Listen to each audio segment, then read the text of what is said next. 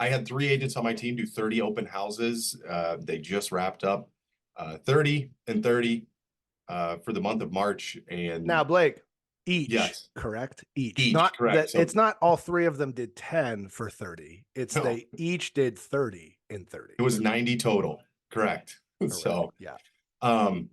One of them has had 5 listing appointments just this week coming out of that. One of them has signed a $750,000 equestrian farm out of it, and they're going to buy as well. And then the other has about 6 buy sells that he's actively working with right now. And so for those that say open houses don't work, you're right. You can keep that opinion. They don't work for you if you're going to have that mentality. But for those that want to show up and set themselves up to catch all the opportunities, it is there. So even the ones that tried and only got like 16 out of 30, one of our agents, brand new, Jocelyn, is going to close $1 million in volume in 3 weeks because of it. So it's pretty ridiculous. I want to put a disclaimer out there for those who are one-on-one coaching clients with me. This is not a paid endorsement. I did not call Blake and ask him to say anything on this call. This is an unsolicited Freestyle Friday. But you got to do them right. That's it. Blake, that one time I did it, no one came. Why would I spend all my time on my weekend to do it? Oh, well, I'll tell you why. But Blake, there's only 5 listings in my entire market. Hey, same. You're going to hold it open all week long. So, but Blake, yeah.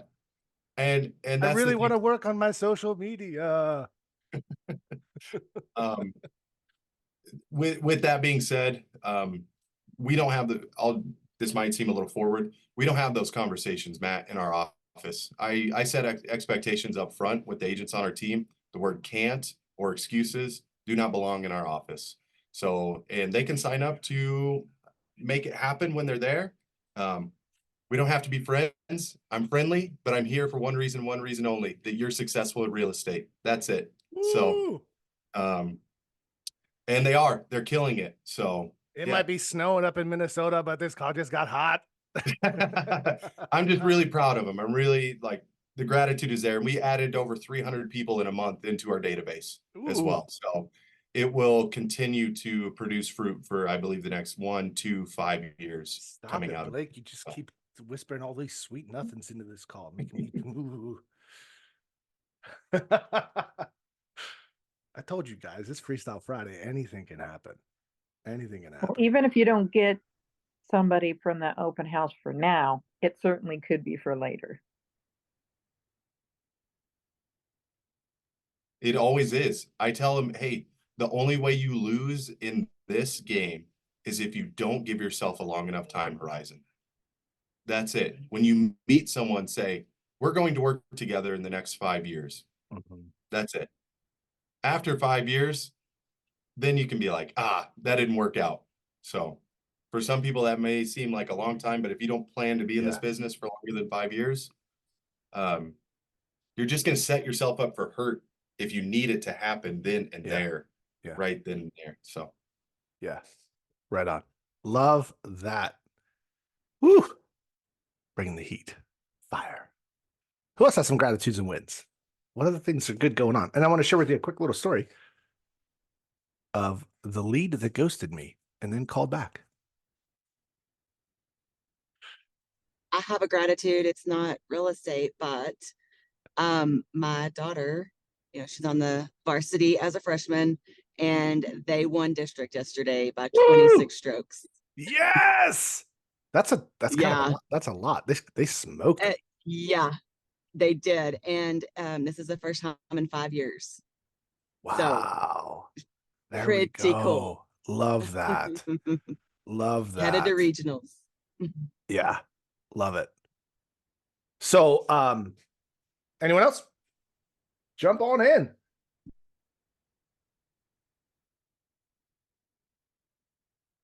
So I had a referral from a past client to their nephew that lives in a certain area. They've got acreage they wanted to sell. I went there, did an appointment, and they've got some projects, etc. So I've just been staying in touch with them periodically, like every 15 days or so, just kind of touching in, sending them value, asking questions, seeing what they need next. And then about 8 weeks ago, they just went quiet. They stopped responding to texts, and they weren't. And so, like, I'm thinking, okay, like, all right, not gonna think anything of it because it's, I can control what I can control. You don't know what people are going through, etc. So just keep there and stay curious, keep at bringing value. Had a conversation with a title company that like applied to their situation. I had some information for them, so I left a voicemail saying, hey, had a great conversation with somebody that I need to connect you with. Give me a call back. It's going to help with the thing that you're working on. And still no call back. And so I'm thinking, what the heck is happening here? And so I instantly, like, isn't it mindset really funny? You work so hard on like setting like barriers or guideposts for your mindset, and really quickly, like one scenario, you can regress like right away back. I felt like a new agent again. Like, oh, what did I say? What was it, the wrong word in the text? Maybe I shouldn't have sent it at 9. Maybe I should have sent it at 10. Like you start second guessing everything. And I was like, bro, come on now. You don't know what they're dealing with, what's going on. Stay curious. So I just went back to the referral source and said, hey, I just wanted to let you know, we connected. It was good, but I haven't heard from them in a while. And I just wanted to bring you in on it in case you happen to hear something, or there's something I should know that for whatever reason, right? And so she, this referral source, she sends me business all the time. They're like my favorite people. And she's like, "Oh, I'm calling my brother," because it was her nephew. She's like, "I'm calling my brother. I'm finding out what's going on right now." And so she called, and there's quite a bit of chaos going on in their life, personally and otherwise. And I said, perfect. Like, I'm like, I don't need a response. I just wanted to make sure that like if they're good. And so he literally calls yesterday, the client, the lead itself. And he's like, hey, I'm so sorry. We've been getting your stuff. We're we just we're kind of in this pattern. We're stuck here. And I'm like, hey, like I've been doing this for 14 years. I'm not going anywhere. If I'm reaching out to you, I just want to make sure that you never feel like you're waiting on me. But I'm here when you need me, whether it's 6 months or 6 years from now, right? So whatever you need, I'm here. So don't ever feel like you're letting me down in any way. And he, like, you could literally hear him like physically exhale on the call and said, thanks so much for saying that. We've got a lot going on and it's hard right now. And I'm like, hey, I get it. Like, whatever you need, I'm here. So here's what I'm going to do. I'm going to send you this contact info, make a call. And I said, would it be okay if I hear of something coming on the market that's in your criteria, I'll just ping you. And maybe that, and if that changes your situation or moves things forward faster, is that something you'd like? He's like, absolutely. I'm like, cool. So I'm just going to be here. I may just reach out to you like once a month, if that's okay, just to check in, see how things are going until you need it. And he goes, that'd be perfect. And he's like, don't worry, you're the guy. Like, we'll call. And I'm like, hey, whatever you need, man, whatever you need. So I share that with you because I've been doing this for a minute. We talk about this a lot, and we're all human, and we're all subject to the stinking thinking that shows up whenever things don't go according to the way we expect it to. And guess what? It's not up to us. It's not our timeline. You can control two things: your mindset and what you do. That's it. You can control how you think about something and what you choose to do about it. That's it. You can't control anything else. I control me. I can control my message. I can control how I experience it. Because in my mind, I was like, I failed somehow. I said something wrong. Like I messed up. I drew them away. Versus the fact that like I posted a couple weeks ago the reel with the guy that was like, they were doing the interview and then someone walked in front of them and the interviewer was like, well, that was rude. And then the guy's like, no, like blah blah blah blah blah. Don't like they're going on in their life. Their life is as complicated as ours. They're thinking about all the things that they're thinking about. Don't mistake, malice for ignorance. Like, and I was like, what? It's exactly that. It's like they have 700,000 things going on in their life. Guess what they're not thinking about? Matt, the realtor. As important as I think I am, and as important as you guys are, the people out in the world that we're connected to do not think about us as often as we think they think about us. So that should give you two things. That should excite you to be able to put yourself out there more often, because we think that everyone's thinking about us and they're going to think about us in a negative way. They're not. They're not spending any time thinking about us. When we call and connect, we talk to them, and then literally the moment they hang up, guess what? They're not thinking about you anymore, which is why we have to maintain contact constantly and stay in front of them constantly, because they're not thinking about you. I mean, I think about you guys all the time, at least 3 times a week at 9 o'clock. But then after that, like, let's be real, I'm not thinking about you unless you're on my calendar. Then I think about you. So it's Freestyle Friday. What do you guys got? What are some questions, opportunities? Like how can we help each other out? What are you experiencing out there that you'd like to get the advice of the masses? Something you just said goes along with what we talked about Wednesday on reaching out to your database. Mhm. Because if you got to reach out 36 times a year to get that one referral for every 12 people in your database. And a lot of the fear we talked about it that day is, oh, I'm bugging them. I'm reaching out too much. I just talked to them a couple weeks ago. But like you said, they're not thinking about you. Not. So 36 times a year sounds like a lot, but it's really not. You could call them twice that and they still would be like, oh, hey, thanks. I hadn't thought about you in a day since you called me. But they're not thinking about it. So that should remove a lot of that fear around reaching out to your database. Have you paid attention, like lately, like how marketing has shifted a little bit in social media, and how when you get pixeled and you get followed on social media, and then if you actually go into someone's funnel, there are certain funnels, coaching funnels, sales funnels that I'm in because I'm really interested in kind of what they're teaching or doing. I get an email sometimes 2 times a day from them, and then I see at least 4 to 5 different ads every day through my scroll. So they're touching me 7 to 10 times a day for like the first 90 days. That's like 1,000 touches in 90 days. Like, and we see it. It becomes a part of it. But guess what? There's like 2 or 3 coaching or marketing companies that I'm like really kind of keyed in on right now. Right? Blake. Ooh. So this reminds me of one of the most mind-blowing, funny statements that I had ever heard, like at least in the most recent history.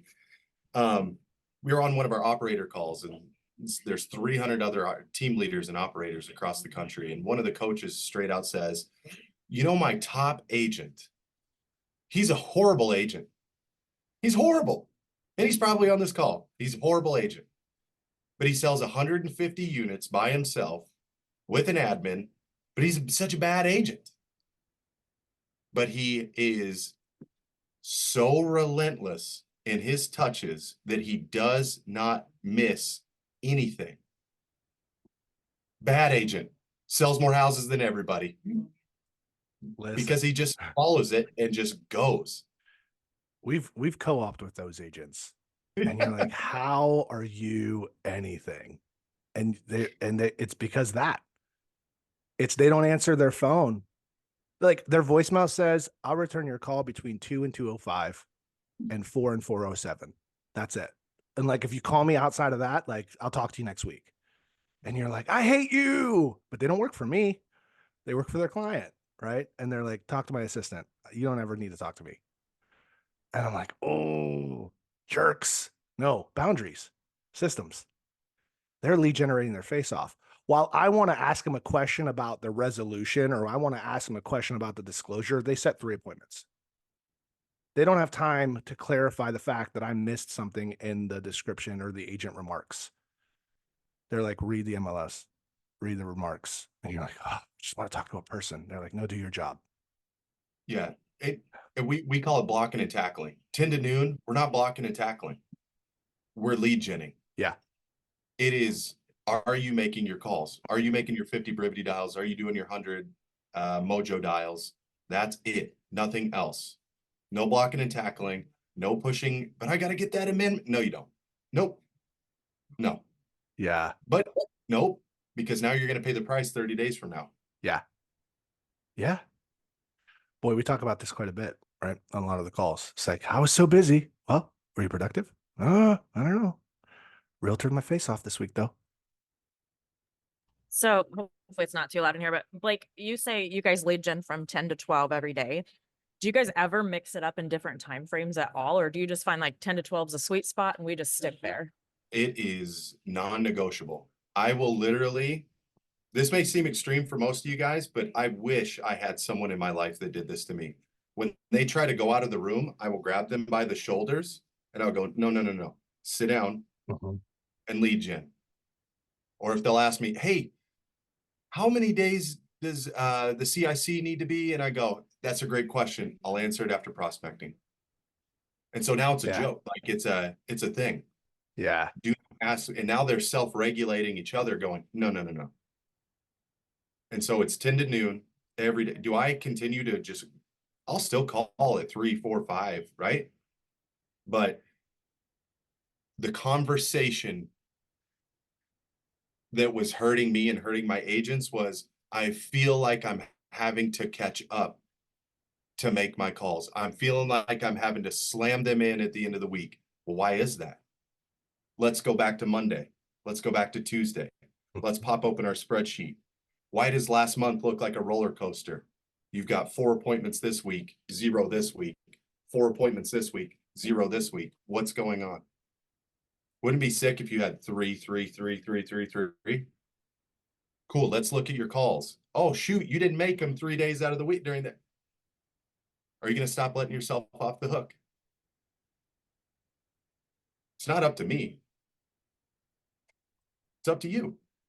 So to answer your question, yes, it's 10 to noon. 10 to noon. That's it. So, but there's a reason why the agents on our team sell a minimum of 12 houses a year, right? And then some will sell 40 and 50 this year.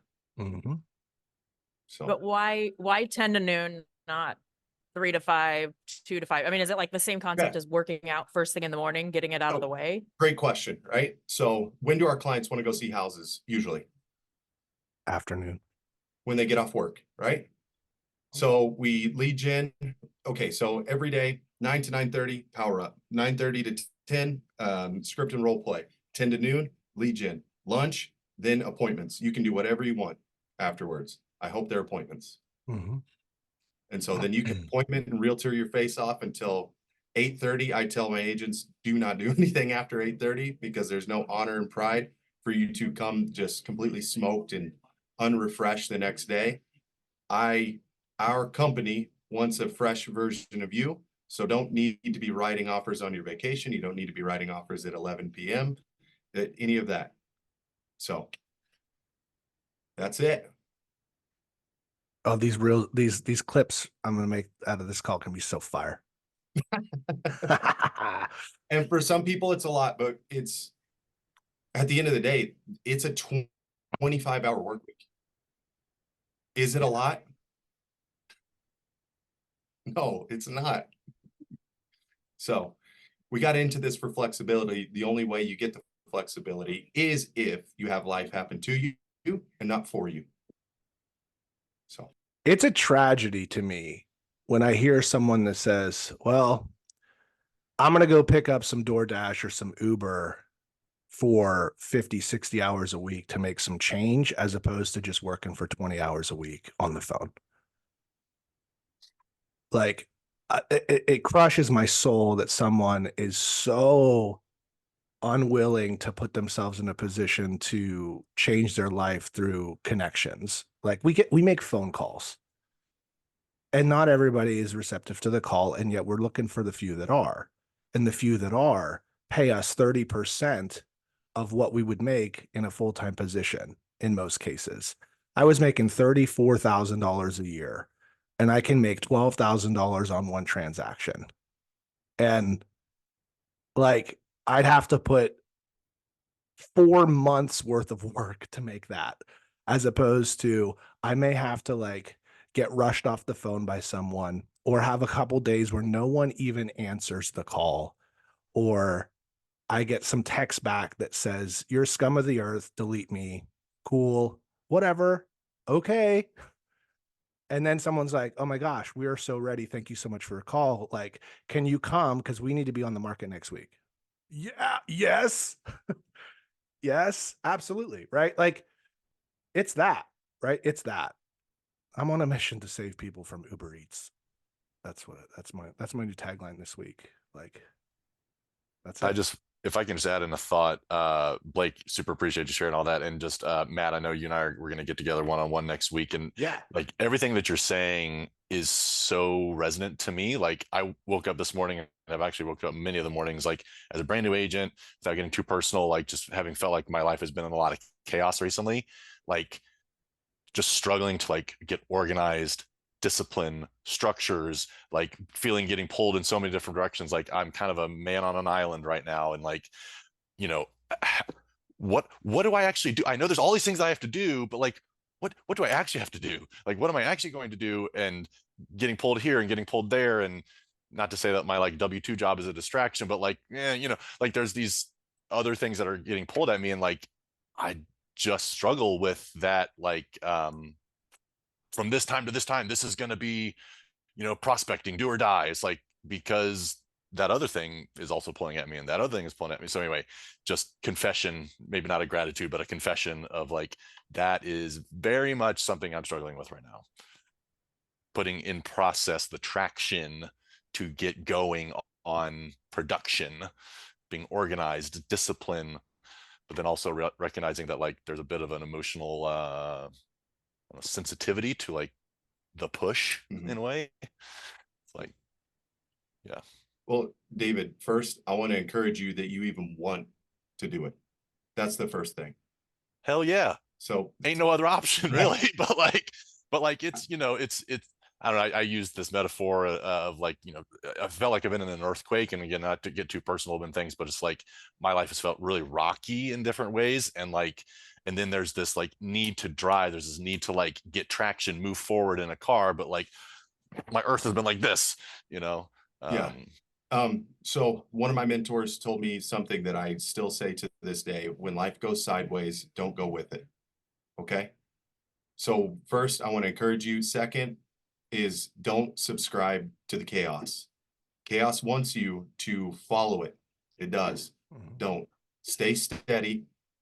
Stay on the ship. Don't let the waves rock you out of the boat. Okay. Second, I would encourage you to immediately shut off every single notification on your phone. Shut it off. Delete every social media app off your phone. Delete it off. Because I bet there's another convicting thing that if you popped open the time that you spent on social media, it's going to say a few hours on there every single day. I've found myself like drawing to like just look at my phone almost like every 5 minutes, as though like something magical is going to appear, but it's like actually not really doing anything. It is doing something. It's working, and that's what the phone is meant to do. It's meant to distract you. So shut that off. Next, if you have an iPhone, shut your notifications, do your sleep time. This is what I would suggest. Shut it down at 8:30 and make sure it turns on at 8:30. So then you don't even see the notifications. And I would say this, it's going to be a process. It's going to be like 2 months. Do one a week. Because if you try to hardcore change everything all at once, it's just going to fall apart again. So maybe this week it's you delete all social media apps just for the week. Next, turn the notification sleep timer on. Then start to structure out your day. Hey, I'm going to just lead gen for 20 minutes each day. Who am I going to call? I'm going to call 200 people. I'm going to make my list of 200, right? So just start, and then like discipline takes time. And so I've been there. I've been where life feels like everything is pulling at you. It's a negative black hole. So one, just identify. Two, hey, this is not who I am anymore. I am a disciplined person. Just start identifying as a disciplined person. I am a disciplined person. So I hope that helps. I don't know.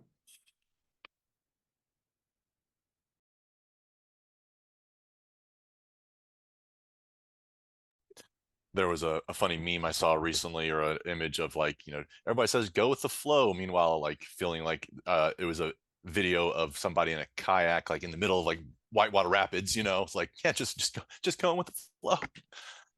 Anyway, but no, I Yeah. appreciate the thoughts there.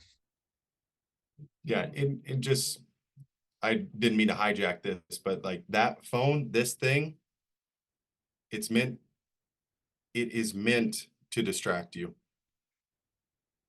It is meant to throw you off.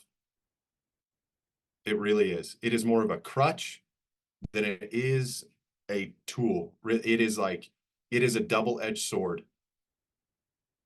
It can get you where you need to go, but it can also it'll throw you off big time. And so when you can learn to master this, pretty much everything else should be a breeze.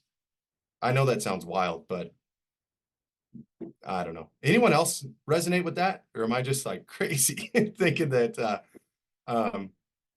yeah. So, and also find yourself, what's the first app you pop open in the day? Is it Instagram? Is it TikTok? Is it Facebook? Or is it your Bible? Or is it a gratitude note? Get in the habit of doing that, right? Before you even pop open social media, right? Earn it. Earn that time back. You've given yourself enough of that already, right? And I hold a mirror up to myself when I say this. So there you go. I'll hop off the soapbox now. I think we might have lost Matt anyway, but we're at time. So that was great, Blake. Thanks for jumping in and giving all the great info. That was very, very valuable. Of course. And if anybody wants, I don't know, to connect, I love that stuff. I read like a discipline book every 2 weeks. I love that stuff. There's a great book, Discipline is Destiny. I would check that one out by Ryan Holiday. And I would just start there. Yeah, and So. actually, we're going to be doing a book club May 1st with the author, Chris Ward, that was on our call a few weeks ago. The Path to Purpose. I think that's what it's called. I can't remember. I feel like but yeah, so I think there's lots of fun stuff coming up around that. And maybe Blake, we just need to get you engaged in our book club thing that we're doing here for everybody as well, and have you help us pick some good ones. I love it. Leaders are readers. So hey, I love seeing you guys. So David, also give yourself some grace too. Don't beat yourself too much. Like the world does a great enough job of beating us up. Don't beat yourself up. So. All right. Thanks, Blake. Thanks, See Blake. you guys on Monday.